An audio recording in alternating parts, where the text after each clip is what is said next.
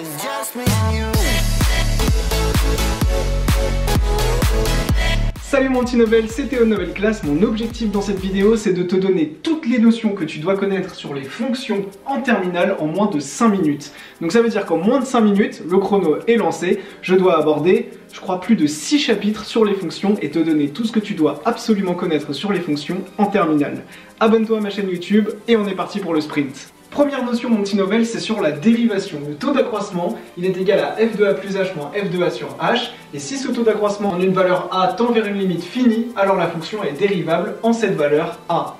On a ici un tableau des dérivés à absolument connaître, et ces 6-là sont à connaître. On a parlé également de la tangente à une fonction en a, et la dérivée seconde, et bien c'est tout simplement la dérivée de la dérivée d'une fonction. On a parlé ensuite des composés de fonctions.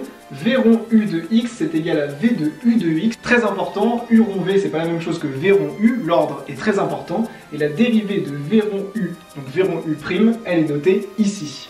On a parlé ensuite de convexité et de concavité, et on peut avoir un point d'inflexion pour la courbe d'une fonction f. Et bien le point d'inflexion c'est l'endroit précis où la dérivée seconde de la fonction est nulle. On a ensuite parlé de la continuité d'une fonction. La continuité d'une fonction en un point a, et bien la fonction est continue si la limite de la fonction lorsque x tend vers a par valeur négative, elle est égale à la limite de cette même fonction lorsque x tend vers a par valeur positive.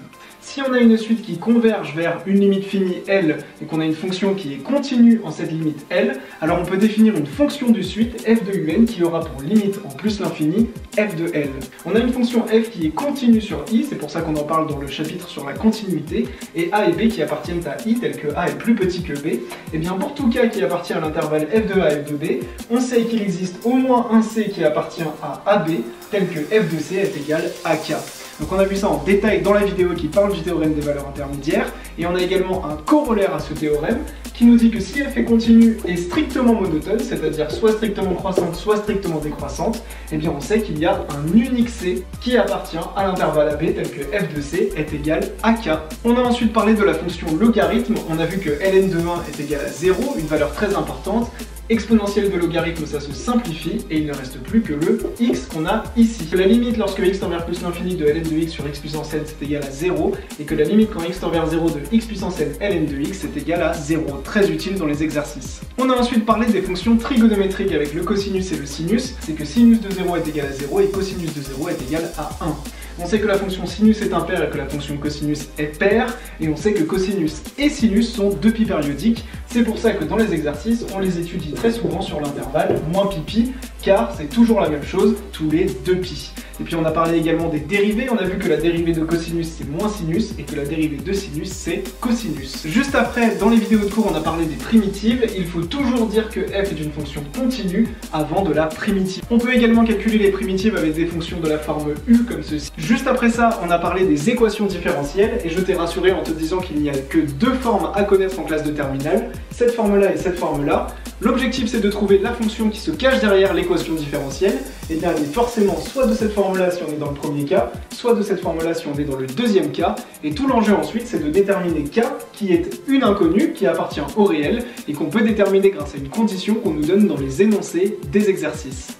On a ensuite parlé du calcul des intégrales. L'intégrale de f de x dx sur un intervalle AB, c'est la primitive de f en b moins la primitive de f en a.